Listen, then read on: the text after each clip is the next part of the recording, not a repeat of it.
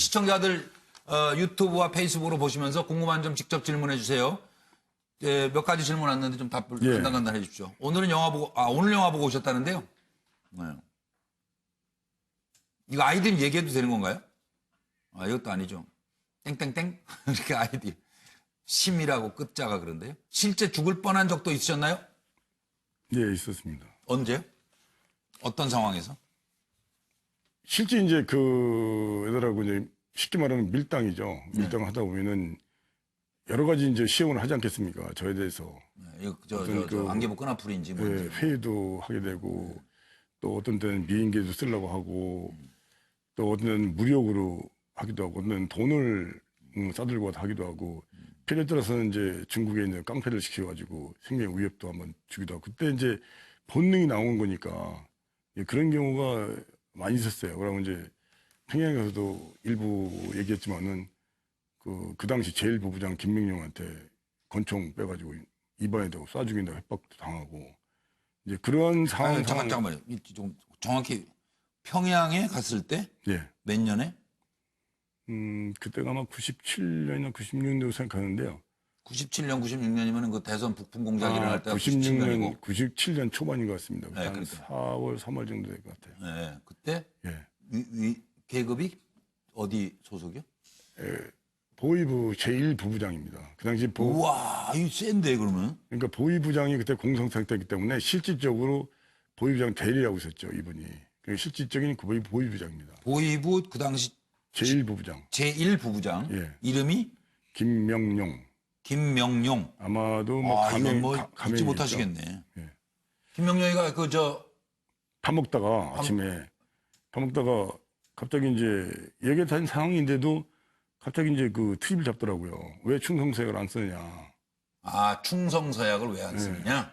그 전에 이제 그 신무진들하고 그냥 그 밑에 바로 이제 그 고위직들하고 얘기할 때는 나한테 그런 북한 체제라든가 사상을 강요하지 마라. 난 사업가다. 예, 아니 나는 군에서 장교로 지금까지 왔고 북의 체제를 남들 안다. 공작관을 했기 때문에 안다. 나 국군 정보사령부 출신이다. 예, 그리고 장교로서 그 추천한 방공의식을 갖고 있는 사람한테 예. 나한테 충성이라든가 뭐 이런 체제를 강요하지 마라. 우리 서로 그런 것을 인정하자. 북의 실태를 내가 알고 너희들도 남의 실태를 다 알지 않냐. 그 상태에서 시작을 하자고 했어요. 장사나 하자. 그걸 감추고 한 건 상당히 피곤한 거다. 그때 무슨 얘기를 하던 중이었어요? 실무 이제 그러다가 이제 무슨 사업 얘기예요? 예, 그러다가 이제 그때가 이제 광고 사업이 막바지 막 들어가고 그럴 때인데 지들이 믿을 수가 없으니까 충성서약을 써라. 그리고 노동당에 가입해라. 큰 사업을 하려면. 예, 지들이 이제 믿을 수 있는 담보를 줘야 된다 이거죠. 네. 그래서 내가 그 얘기 끝난 얘기인데 왜 지금 또 얘기를 끝내느냐. 그래서 이제 말싸움이 붙었어요. 네. 못하겠다, 하겠다, 써라, 못 쓴다. 밥상머리에서? 예, 밥 먹다가요. 그러더니 갑자기 권총을 빼더니 제 입맛에 새더라고요. 이 쫑깐나 새끼 죽인다고 말이야. 이제 그 북한 말로 이제 그럼 그 명령어가 달붙더라고요. 근데 지금 이게 방송 용어가 아니긴 한데 뭐 말릴 수도 없고 지금 상황이 거의 뭐 권총이 왔다 갔다 하니까. 네. 그래서 내가 근데 하여튼 그거는 뭐 시청자들께서 이해해 주십시오. 순간적으로 제가 생각을 했어요. 판단을 하고 생각을 해야 됐어요. 이게 단순한 해프닝인가 그렇다면 의도를 하는 것인가 사실인가를 순간적으로 판단을 해야 되거든요. 근데 여기서 밀리면 안 되겠더라고요. 그런데 오히려 더 머리를 들이받고 쏴라. 그럼 좀 죽여봐라. 그러니까 이제 뭐 어떻게 못하더라고요. 그러면서 권총을 집어넣더니 나중에 박 선생 오늘부터 당신은 우리 공화국 포로요 그러더라고요. 포로라고 하더라고요. 안 보내겠다는 얘기죠. 잡아놓겠다는 얘기죠. 네. 얘는 뭐 맘대로 해라. 네. 근데 그거 무서웠으면 여기 오지도 않았다. 네. 나는 돈 벌기 위해서 온 사람이단 말이야. 거기다가 다른 거 괴롭히지 마라. 그 약속이 너하고 안 맞는다면 너희들하고 안 맞는다면 난 포기하겠다. 들어가겠다. 안 나가서 하다못해 대한민국에서 뭐를 못하면 못 먹고 살겠느냐. 네. 그런데 이제 이랬으면서 안 되겠더라고요. 사고를 치려면 크게 치야겠더라고요. 네. 밥상을 확 지어 엎어버렸어요. 지금 저도 그 생각 났어요. 밥상 엎었을 것 같아요. 지금. 팍 그냥 엎어가지고 그냥 밀어붙이고 나왔죠. 나왔더니 밖에서 욕도 좀 했을 것 같은데. 사실. 예. 그 방송이 때문에 밖에서 그런 걸로 하시고. 저를 안내하는 그 아가씨가 바깥 안내 상황을 다 들었지 않겠습니까? 그렇죠. 뭐 난리가 났구나 지금. 그래서 저보고 나오니까 선생님 저분이 어떤 분인데 그렇게 하냐고 나한테 막 하더라고요. 그래서 내가 일부 들으라고 고일도 그랬어요. 네. 뭐 죽기밖에 더 하겠냐. 그래서 이 사라졌죠. 그런데 그렇게 하는 순간 저는 이게 적어도 저 정도의 고위직이 나한테 그런 갑자기 이상을 할 때에는 뭐가 있다. 직감적으로 느낀 겁니다. 아, 뭐가 있다. 네, 그렇다면은 이 상황을 분명히 김정일 위원장이 보고 있을 것이다. 이렇게 판단을 했어요. 마지막 최종 테스트다 말하자면. 예, 그런 이제 그 테스트 중에 하나라고 성분 생각했죠. 테스트다 예. 이게. 그래서 더 과감하게 했던 것이고요. 아, 예, 그것이 대단하시네, 아마 백장이요. 내 판단컨대 나중에 김정일 위원장이 저기 영화에 나온 것 같이 영화에서는 직접 얘기했지 않습니까? 예, 예. 근데 아마 자체에서 이렇게 그 친구 참 호기가 있는 친구다 이렇게 얘기를 했다는 얘기 들었습니다. 아. 그뭐 호연직인가 뭐 그거 해가지고 넥타이 받는 거 나오던데 영화에. 그거는 진짜예요? 네, 그건 이제 그 이참사하고 그뿐만 아니라 여러 가지 이제 서로 아, 개인적인 뭐 그런 마음에 개인적으로 담긴 선물을 주고받고만 주고받았고. 했었죠. 그리고 강아지 나오던데 원래 김정일 위원장 등장하면 강아지 등장해요? 강아지뿐만 아니라 이제 뭐 여러 가지 하는데 그거는 뭐 제가 일일이 그 사람의 여기를 얘기할 수 있는 적절한 건 아닌 것 같아요. 이 질문은 그냥 넘어가고. 예. 아, 그리고 그럴 때 필요한 뭐 저 공작원은 독약을 가지고 다닙니까? 만약에 하나 잡히거나 그럴 예, 경우에. 모든 영화에서 그렇게 나오죠, 그죠? 예, 그렇게 나오잖아요. 근데 그 공공지에. 공작을 들어갈 때 이제 계획을 따로 세웁니다. 예. 이게 기본 공작 계획이 있고 그다음에 이제 그 들어갈 때마다 따로 거기에 세부 공작을 따로 세우는데 예.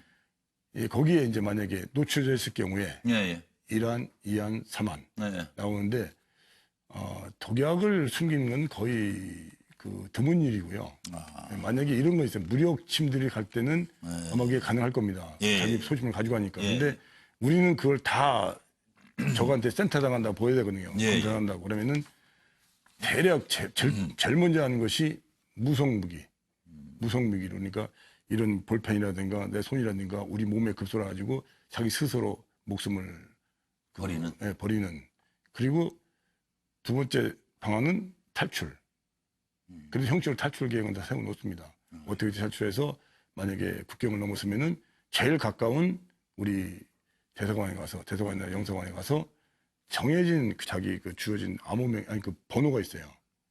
그 번호를 긴급 시에는 이제 두드리면은 이유열망 나고 거기 나와 있는 그 국정원 직원들이 보호하는 걸로. 보호를 하게 되어 있습니다. 그러니까 그 사람들도 누군지는 모르죠. 번호만 주어진 거죠. 이러이러한 번호가 들어오면은 이건 최우선적으로 보호해야 된다. 두 번째는 어떻게 이런 게 매뉴얼이 각 그 해외 대사관에 국정원 요원들한테 다 나가 있습니다. 그러니까 평범한 직장 생활을 하는 사람이 아니네요. 그렇게 할 수가 없죠. 그렇게 되지도 않고요. 그리고 시간이 벌써 6시 57분이 됐는데요. 지금 이거 아주 간단간 좀 답을 예. 해주세요. 시청자들이 궁금해 하시니까. 북한은 안 무섭나요? 처음에는 긴장을 많이 했죠. 무섭다는 것보다도. 그렇죠. 다른 체제. 예, 긴장을 많이 했고 간첩으로 들어가는데. 그 후에 이제 어느 정도 이렇게 왕래를 하면서 또 접촉을 하면서 그 첫째는 북한 사회가 우리 사회하고 다를 거 하나도 없지 않습니까? 그러니까 일반. 예, 말도 통하고 문화도 국민들. 같고 예. 어떤 면에서는 우리 사회보다 더 순진한 사회거든요. 더 순진하다. 인민심도 그렇고 사회도 그렇고요. 예, 예. 우리 어렸을 때 60년대 시골 가면 고향 예. 가서 뭐 똑같은 느낌이 들어요. 어르신들 저도 이제 만나고. 우리 국정이나 저나 똑같이 시골에 태어난 사람들이기 때문에 그런 향수가 있는 곳이에요. 다만 어려울 뿐이죠. 어렵다. 어렵다는 생각이죠. 현재 대한민국에 대해서 배신감을 갖고 있으신지. 아니, 그건 저번에 말씀드렸지만은 전 국가에 대해서 배신감을 느낀 적은 절대 없습니다. 그렇게 해서도 안 되고. 예. 진정한 공작원이라면 아직은 양지로 올라올 때 아니지 않냐 이런 질문도 있네요. 제가 올라온 게 아니죠. 아. 제가 국정원에서 올라온 게 아니지 노출시켰고 않습니까? 더 이상 숨을 수도 없게 만들어놨다. 첫 번째는 98년도에 그걸 지켜야 될 수뇌부가 그 나쁜 의도로 그렇게 설치했고 네. 또 그게 북한 2010년도에는 공작이었으니까. 네. 만약에 그럼에도 불구하고 내가 문제가 있으면 자체에서 얼마든지 처리할 수 있는 규정이 있어요. 근데 그걸 무시하고 자국의 비밀 공작원을 했던 사람을 자국 법정에 세워도 법으로 예단했다는 겁니다. 정말 그러면 엄청난. 제가 그건 한 거 아니지 않습니까? 예. 부모님도 공작원인 거 몰랐나요?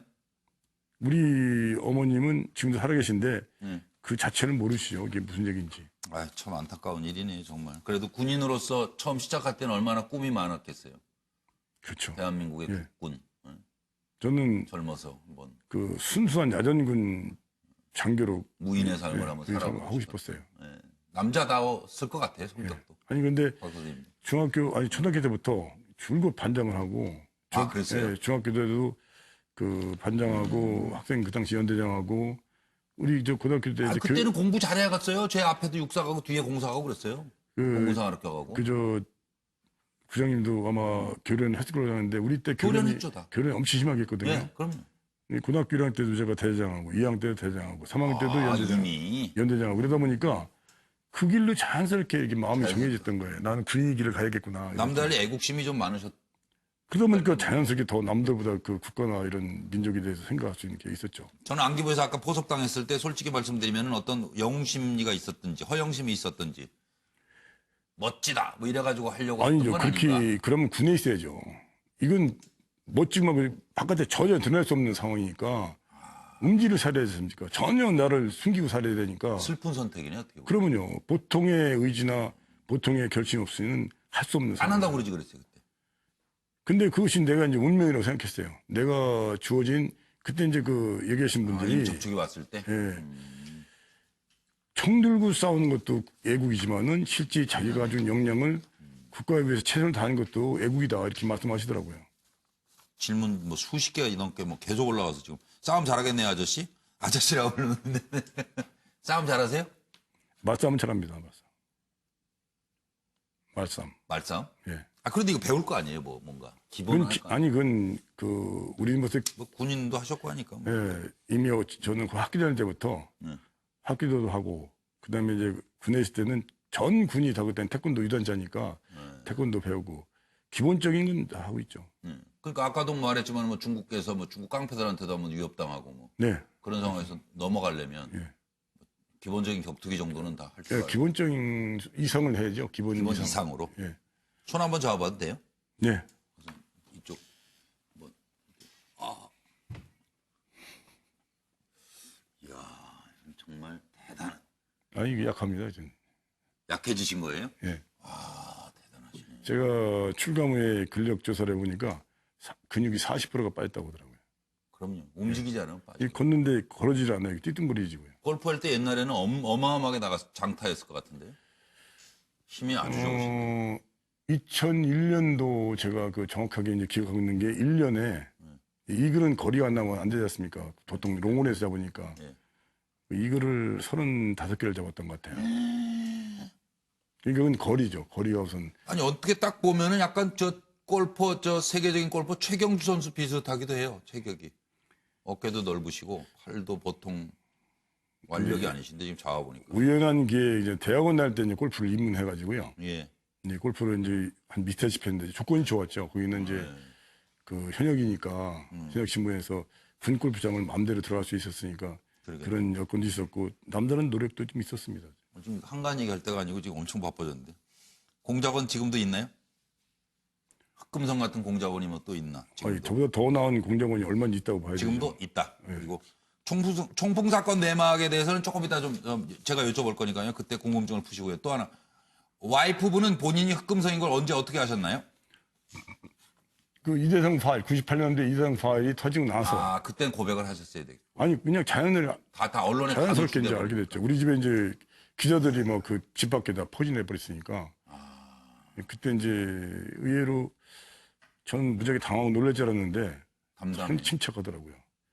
저는 그때 이제 국정원에 이제 피해 있었고 기자들을 피해 있었고 그래서 이제 가족들이 이제 불안해서 여보 그 우리가 조치할 테니까 국정원에서 이제 호텔에 있는데 피하려고 피신 시키려고 했어요. 근데 왜 피하느냐? 당당하게 내가 버틸 테니 당신 걱정 말고 당신은 걱정하고 조심해라. 여기는 내가 책임지겠다. 고마워. 예. 내가 잘 견뎌주셨어요. 평상시에 알던 사람이 아니구나. 그런 위기 상황이라니까 강한 여자가 된 거더라고요. 강한 엄마, 강한 아내가 되더라고요. 그렇게 되죠. 예. 그리고 상당한 미인이시던데 공작 힘들었겠어요? 일생에서 제일 어려웠을 것 같다는 생각드는데 결혼 공작. 힘들었죠. 거의 제가 객관적으로 제가 봐도 제 아내가 저를 선택하는 것은 시집 온다는 것은 그 불가능한 상황이라고 봤어요. 몇 년대 결혼하신 거죠? 84년도에 했습니다. 아, 84년이면 뭐 저 국군정보사령부 계실 때? 아닙니다. 그 그때는 전에? 장교영관 교육받고 있을 때입니다. 교육 받을 때 장교영관에서 1년 동안 전문 영어 교육을 받거든요. 아, 영어 교육? 예, 그때. 그럼 그때 군인 돈도 없고 뭐 대학을 그런데 졸업하고 어떻게 그 저 마음을 잡으셨어요? 부인 마음을? 내가 잡은 게 아니라 집사람이 저를 인정해 준 거죠. 더 좋은 혼처가 있는데 불구하고 근데 제가 봐도 제가 만약에 부모라도 저를 선택 안 했을 거예요. 근데 부인은 왜 그러면 박 선생님을 선택했어요? 그래서 이제 그건 집사람한테 제가 한지 물어본 적은 없습니다. 아, 여태까지 살면서 물어본 적이 네. 없다고요? 그 무슨 자신감이에요? 이제 물어보는 게 신뢰 같더라고요. 물어보는 게 싫. 다만 본인이 남자로서 상당히 매력이 있다 이런 생각을 하고 사시죠? 남자답고 아주 매력 있으세요. 저는 그 당시 집사람이 아내가 왜 나를 선택했을까 저도 이제 궁금했는데 예. 그것은 나라는 존재 자체를 그냥 있는 그대로 인정을 했던 것 같아요. 장가를 잘 가신 걸로 하고 네, 넘어가겠습니다. 저는 잘 갔습니다. 북한에서 넥타이 핀 준 거 사실인가요? 이건 아까 여러 가지 선물 주고받았다고 그랬으니까 그냥 넘어가고. 그 중에 하나입니다. 아직도 위협을 받고 있나요? 그냥 이렇게 됐으니까 뭐. 북으로부터는 위협은 없고요. 북으로부터 위협이 네, 없고. 이미 끝난 오히려? 것이고 예. 또 그 후에도 제가 북에 대해서 해를 끼친 것도 없고 예, 예. 도움을 많이 줬지 않습니까? 뭐 남북관계 풀고 또 사업도 성공시켜주고 많이 했는데 그렇죠. 네, 네. 다만 좀 아쉬운 것은 출감 후에도 이렇게 계속 따라다니더라고요. 남쪽에서 오히려. 네, 내가 누굴 만나면은 그 사람 태도가 바뀌어져요. 아직도 국정원. 네, 나 물어보면은 대놓고 와서 그 사람 간첩인데 나중에 후환이 두렵지 않냐 이런 식으로 협박을 한다는 거예요. 그 얘기를 몇 번 들었어요. 네. 또 한 분은 지금도 조마조마하실 때가 있는지. 사실은 이제 뭐 제가 가위 눌리기도 하고 좀 예, 그렇지도 않을까 하는 생각도 들어요. 현실이 그친 게 아니라 예. 제 마음이 네. 이 심리적으로 그런 어떤 그 우직함이 들 때가 있는 건 분명합니다. 사실입니다. 엄청 넘기기 힘들었던 들킬 뻔한 상황은 뭐고 어떻게 넘기셨나? 이건 아까 저 보이부 제1부부장 그런 상황들이 그런 상황 설명돼갖고 북으로 가실 때는 어떤 수단으로 가셨나요? 이건 어떤 수단으로 가셨나요는 정상적으로 저는 갔었기 때문에 사업가로 위장돼가지고 사업가로 위장해서 들어가셨으니까. 네, 거의 그 비행기 항공편을 이용했고 부분적으로는 이제 단동이나 이런 데도 갔다가 그 차로 승용차로 왔다 갔다 하는 그런 경우가 있었고 예, 되게 그런 방법이 있어요. 저는 뭐 몰래 갈 일도 없고 예. 정상적으로 북에 환영받아 나갔었죠. 공작 도중에 위기를 느껴서 그만두려 하신 적이 있나요? 그만둘 수는 있었는지 상황이 이게. 아니 그만둘 수 있죠. 왜? 이거는 본인이 안다면 절대 강요할 수 있는 상황이 아닙니다. 왜냐면 사고가 날 수 있거든요. 오히려 강압시키면은 그 비밀이 셀 수가 있고 또 때에 따라서는 그쪽으로 넘어갈 수 있거든요. 이중 보수될 때가 있다고요. 그러니까 그거는 절대 금기상. 본인이 안 하면은 절대 강요 못 합니다. 그것은 아까 질문하신 대로 국가의 배신감을 느끼냐는 그 관계된 얘기인데 내가 끝까지 선택하고 좋아서 한 얘기이기 때문에 국가에서 배신감 이런 얘기는 제가 감히 할 수 없고 그런 마음을 먹어서 안 되는 거고요. 내가 좋아서 한 건데. 전혀 알려지는 인물이 아니니까. 그렇죠. 어느 날 사라져도 알 수가 없네요. 진짜. 네, 그렇죠. 그리고 북한 시체 쌓인 장면 진짜예요? 영화에 나왔던 장면인가 본데 이게. 저는 실제 그런 상황을 본 적은 없고 다만 예. 그 일부 사람들이 특히 북한의 탈북자 이런 데 중국에서 그 인육 먹는 얘기가 항상시 언론에 많이 나왔고 많이 시대됐었어요. 예, 예. 그래서 내가 이런 얘기 한 적이 있어요. 도대체 그 말을 어디서 한 거냐. 응? 그 서양 애들이 아프리카의 흑인들을 마구잡이로 군과 잡아다가 팔아넘기면서 노예를 팔아먹으면서 그거를 교과시키기 위해서 식인종을 만들어 버렸단 말이야. 그 사람들이. 그리고 지금까지 사람들이 그 껌등 있는 전부 다 식인종이라는 인식을 만들었는데 마찬가지로 흑인은? 북한이 만약에 식인을 한다. 사람을 먹는다. 인육을 먹는다. 이게 잘못 세계에 나가면은 북한 사람들은 우리 한반도인 사람은 사람고기 먹는 사람으로 개고기도 먹는데 사람 먹는구나 이렇게 얘기될 수 있다. 그러니까 이건 조심스러운데 당신들 아마 제발 그래 하지 마라. 거기까지 얘기했는데 실제 내가 본 적은 없어요. 예. 그리고 이제 한 가지 요 얘기를 지금부터 해봐야 될 것 같아요. 네. 공작 얘기로 지금부터 넘어가겠습니다. 예, 보시죠.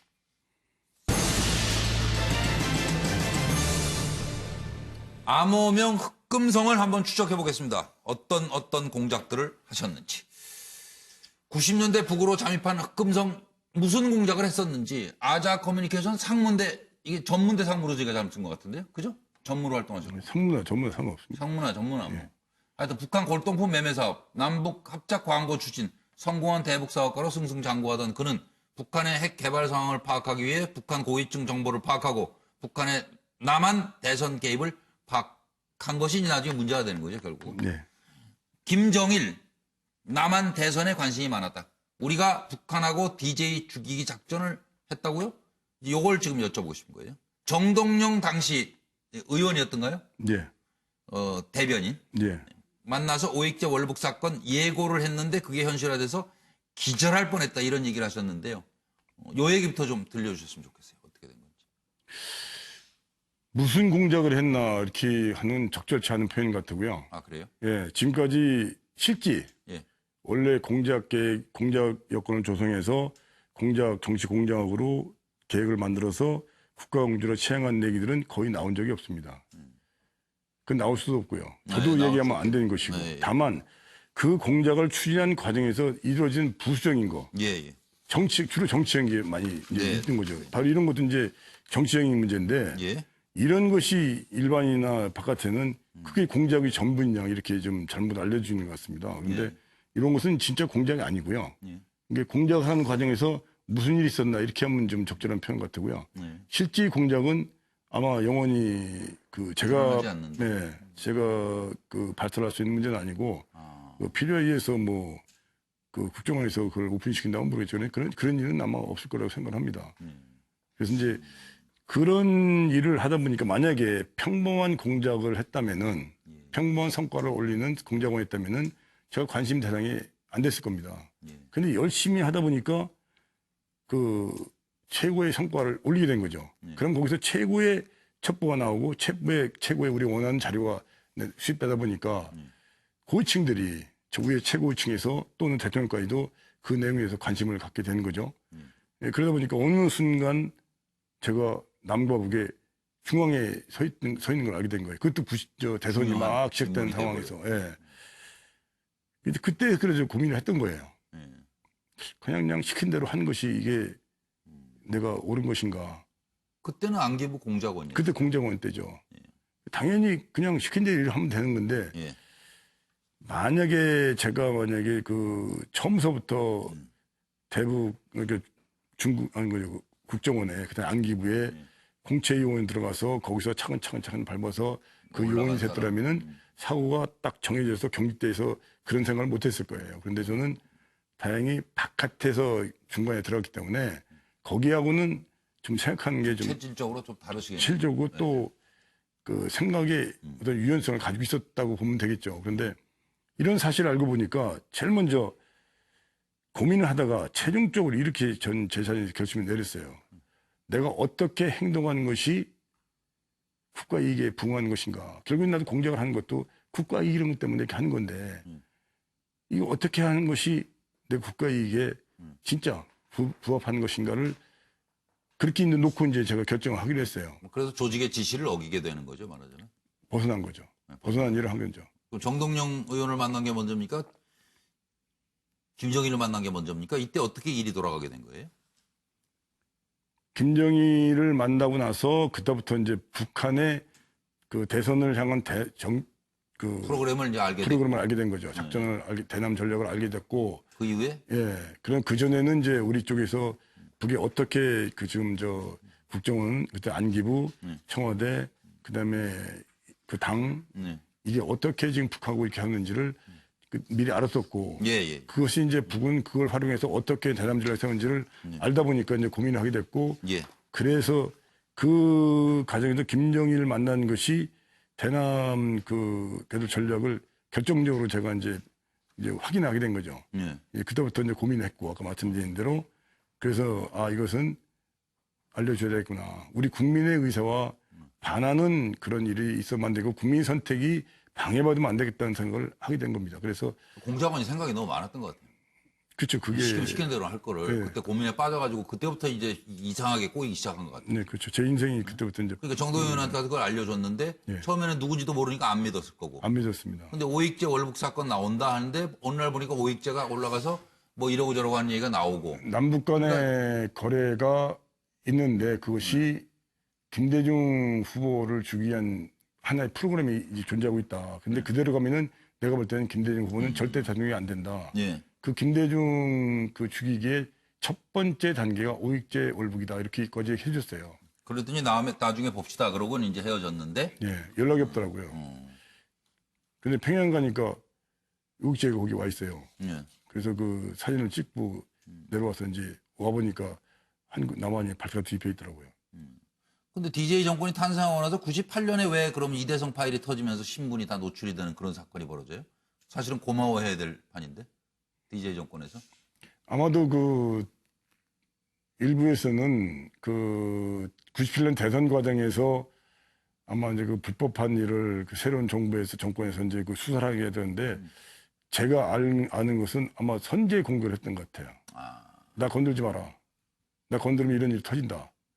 또 터뜨릴 수 있다? 예. 그것이 이제, 그것이 왜 제가 말한 것이 신빙성이 있냐면은, 네. 김대중 대통령이 취임하고 나서, 라면은 그 이해가 갑니다. 그다음 공식적으로, 그때까지는, 취임할 때까지는 김영삼 대통령이 대한민국 대통령이니까. 예. 근데 대통령 취임하고 2월 몇인데 20일인가 취임하고 나서 했다면은 그 말이 설득력이 있는데, 예. 이대성 파일이 만드는 것은 인수위 시절에 만들어진 거거든요. 예. 대통령 인수위 시절에 예. 그 인수위에 만들어가지고 그거를 이종찬 그 당시 인수위원장한테 전달했다는 거 아니겠습니까? 예. 그러니까 그 내용이 맞는 게 아니죠. 수사가 시작되니까 우여불격했던 게 아니라 먼저 선제 공개를 한 거죠. 나 이런 사람 그러니까 나 건드리면 너희 다쳐 이렇게 얘기가 된 겁니다. 이제 그것을 이제 보고를 받은 그 김대중 이제 당선자가 아주 노발대발했다는 그런 얘기를 나중에 들었죠. 예. 그러나 어쨌든 일은 벌어졌고 신분은 노출이 돼버렸고 예. 그래서 이제 안기부를 그때 떠나시게 된 거고. 그러니까 이제 그 대통령 당선자나 당선자 그 주변의 그 정권에 협박하기 수사를 만들었기 때문에 예. 거기에 이제 있는 거 없는 거 이제 막 이제 이렇게 만들다 보니까 이제 잊지 말아야 공작까지도 이제 들어오고 내가 보고한 내용이 왜곡돼서 거기 섞이기도 전달이 하고 되고. 예 그러다 보니까 저게 그 아자의 전문한 얘기가 나오니까 그럼 아자 전문한 건 누군지 다 알거든요. 그 당시 통일부에다가 우린 공식적으로 그건 뭐 예, 보고가 돼 사업을 있는 했으니까. 거니까. 대북 사업. 예, 그러니까 금방 이제 털고 나버린 거죠. 아하. 그러니까 기자들이 그 신문에 나오자마자 그날 아침에 바로 아자 사무실로 오전 내내 죽지도 안 나타나니까 그다음에 집으로 이제 막 이제 쳐들어오기 시작했는데 그때 난 이제 피하고 이렇게 된 거죠. 그때 좀 어지러우셨을 것 같아. 한심하더라고요. 그러니까 이거 여태까지 그걸 숨기고 잘 살아왔는데. 그 과정에서 이렇게 뭐 표현할 수 없는 그런 어려움이 얼마나 있겠습니까? 안기부 뭐 사람들에 대한 배신감. 그때 그 당시 배신감보다도 이게 참 어처구니 없더라고. 어떻게 이런 일이 벌어지나. 외부에서 이게 보안이 노출된 게 아니고 자체적으로. 자체도 가장 그것을 힘들게 보호해야 될 최고 수뇌부가 이런 일을 벌여버렸으니까 예. 그것도 드러나서는 안 될 일이었고요. 당연히 안 그렇죠? 되는 거죠. 그리고 시간이 지금 얼마 남지 않아서 바로 드러나서는 안 될 비밀들, 흑금성의 남은 시크릿 파일을 열어보도록 하겠습니다.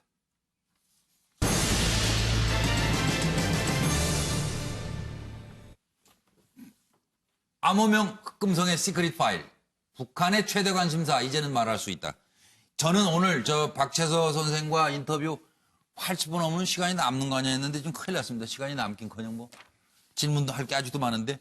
그리고 유튜브와 페이스북으로 보시는 분들은 이제 질문을 직접 할 수 있어서 또 정리를 했어요. 몇 가지만 여쭤보겠습니다.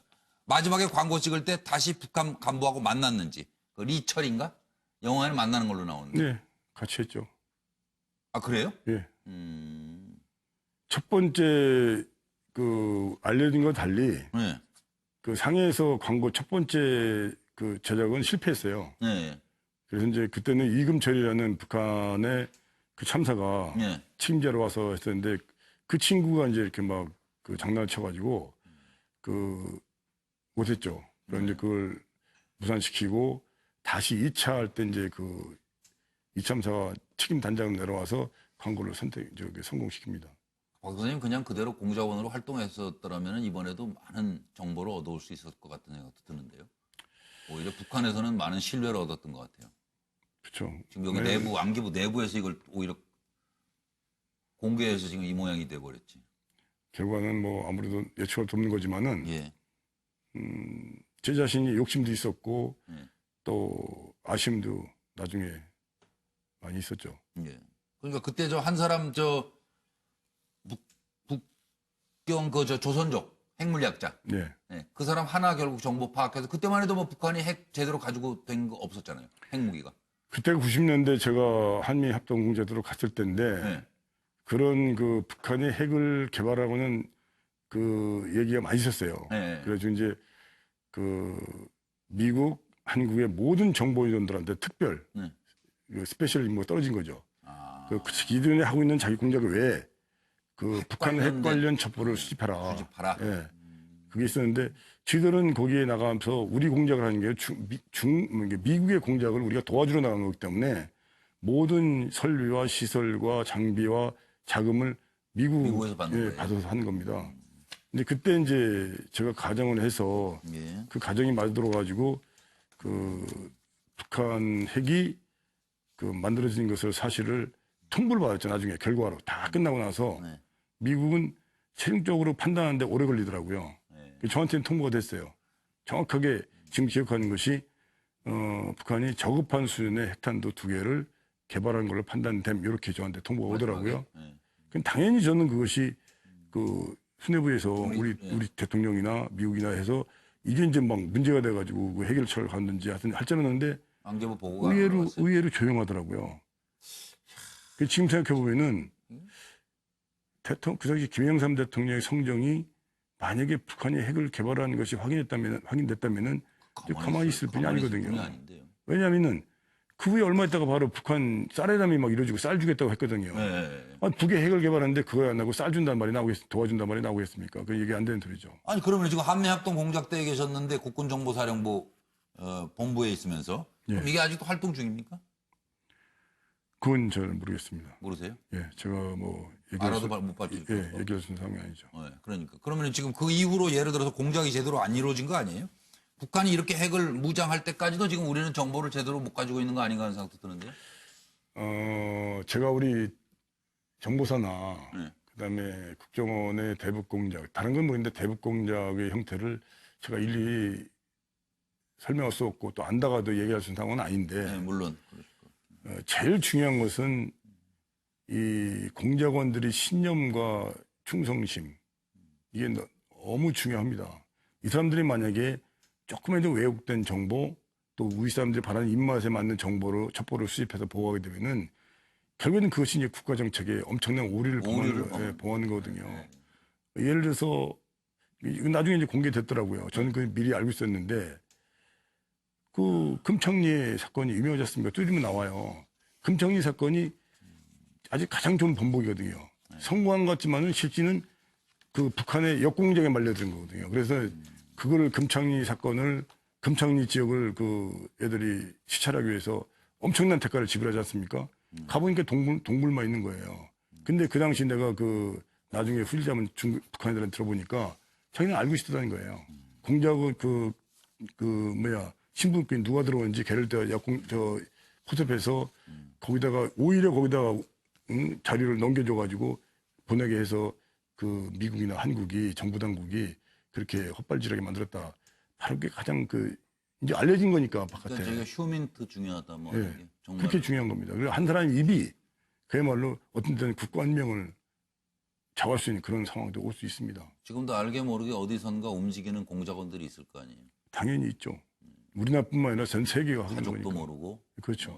그런 흑금성이 아니고 금성이 움직이는지 뭐. 근데 각각의 이제 참. 각자의 그 안목을 가지고 활동한 사람이 있다고 봐야죠. 이제는 말할 수 있다고 정리해 놓은 내용은 97년 대선에 북한은 이인재 후보를 밀려고 했었다. 예. 이 얘기는 뭐 저희 시간에도 자세히 얘기하셨고 오늘도 좀 말씀해 주신 내용이고 북한은 개성공단에 대형 카지노를 계획했었다. 네, 했었습니다. 그리고 요거는 돈 나오면 이제 같이 나눠 갖는 걸로. 이때 이제 장성택 그렇죠. 일가가 등장한 거고. 요거를 이제 개성공단에 있는 전 시간에 얘기한 대로 개성공단에 있는 군부대를 철수화시키기 하나의 미끼였죠. 이렇게.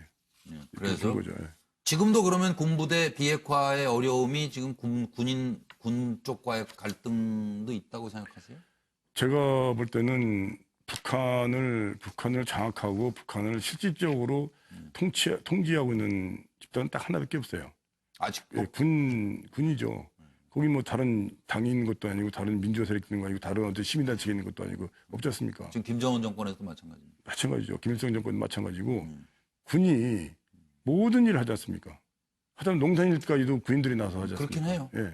모든 대형 사업에 군인들이 동원되고 있고요. 숫자도 많잖아요. 지금 네. 120만이에요. 어떻게 돼요? 왜냐면 18세 이상 되면 남자는 전부적으로 군대로 가니까. 뭐 8년인가 뭐 10년인가 뭐 하여튼 계속 군에 있대요. 그 사람들. 18세 때 가서 네, 계속. 의무적으로 5년을 근무합니다, 다. 아. 그럼 5년 되면은 대학 간 사람은 그때 이제 대학을 가고 나머지 사람들은 이제 기술병과인 사람이나 이런 사람들 10년 이상을 근무하고 나머지는 전투병과는 8년 정도 근무를 하고. 그러니까 이제 군인들의 마음을 잡지 않으면 그렇죠. 비핵화나 평화로 가는 길에 우선 큰 걸림돌이다. 우선 그 사람들이 무력을 가지고 있으니까요. 그리고 김정일의 그때 서울 답방이 이루어지지 않은 건 미국과 북한 군부 때문이다. 요것만 좀 설명해 주십시오. 제가 알기로는 그 김정일 위원장이 전 세계가 보는 앞에서 그때 김대중 대통령이 내가 왔으니까 이제 서울 와야 되냐 물으니까 내가 못 갈 게 뭐 있습니까? 네. 가야죠 하고 큰 소리 쳤단 말이죠. 네. 근데 결국에는 이루어지지 않았어요.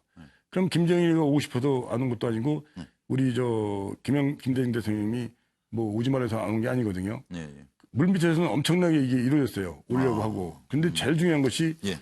북한 내부에서 군 강경파들이 예. 김정일 위원장이 서울 간 자체를 굴종으로 본 겁니다. 절대로 반대를 한 거예요. 굴종으로 예, 본다. 굴종으로 봤다는 거죠. 그래서 김정은 위원장도 서울 오긴 어려워요? 어렵게 보겠으면 지금 김정은 위원장 같은 경우는 여기 판문점까지 내려왔었는데 김정일이 거기까지 오는 게 뭐가 어렵겠습니까? 그 세월이 많이 변했네요. 예. 근데 그때 제가 알기는 아마 그 기차로 오는 걸 선호했던 것 같아요. 예. 기차로 오겠다. 예. 근데 이제 가장 마지막 단판이 신변부장 문제인데 예. 그때 또 하필이면 쉴이라는 영화가 막 나와서 그거에 대단했어요. 예. 쉴이. 예.